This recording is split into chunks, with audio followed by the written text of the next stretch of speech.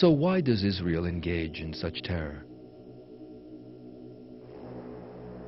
How is it that an innocent people subjected to terrible Nazi Holocaust in the Second World War came to implement a similar Holocaust in Palestine? The answer to this question lies in the ideology known as Zionism. This ideology was put forward at the end of the 19th century by the Austrian Jewish journalist Theodor Herzl. Zionism was a nation-state ideology which aimed at the foundation of an independent Jewish state.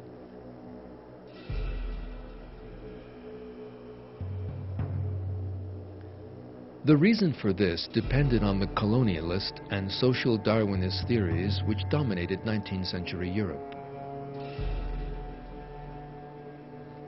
According to these theories, the industrialized nations of the West had the right to colonize less developed nations.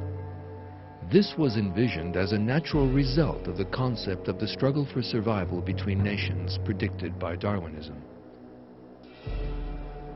The Jews who put forward the idea of Zionism approved of this 19th century European error and constructed their own ideologies in the light of it. That is why racism became a part of Zionist ideology.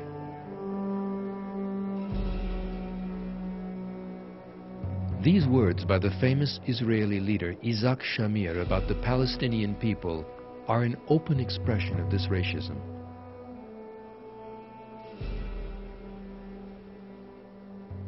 It is unacceptable that nations made up of people who have only just come down from the trees should take themselves for world leaders. How can such primitive beings have an opinion of their own? Menahem Begin, who took part in bloody terrorist attacks in the 1940s and later became Prime Minister of Israel, had no compunctions about referring to the Palestinians as two-legged animals. Radical Zionists were only able to reconcile their consciences with this slaughter by denying that the Palestinians were human.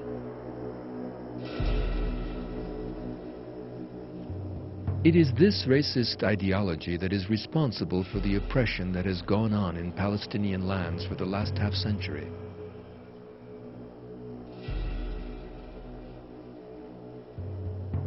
At the same time, the Zionists employ such concepts from Judaism as the chosen people and the promised land. This, however, is not a sincere religious devotion. On the contrary, Judaism, a divine religion, has become a vehicle for Zionism, a worldly ideology. The problem is not Judaism and the Jews, but rather Zionism and the Zionists.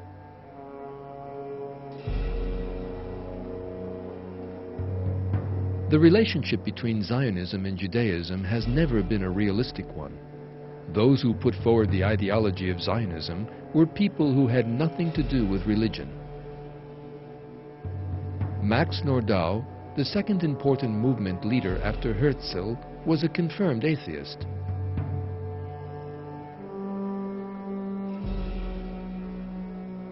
Most devout Jews regarded Zionism as an anti-religious ideology and rejected it.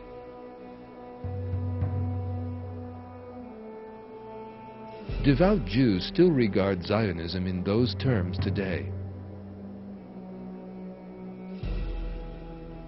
Someone walking about in devout areas of Jerusalem can see slogans written up to the effect that Judaism and Zionism are diametrically opposed.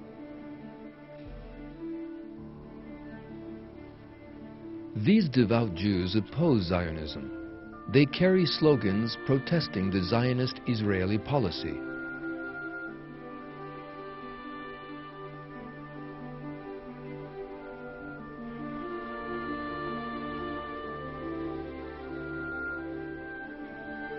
This image is of Jews protesting against Israel's Sabra and Shatila massacres in 1982. The placards they carry reveal the Zionist violence.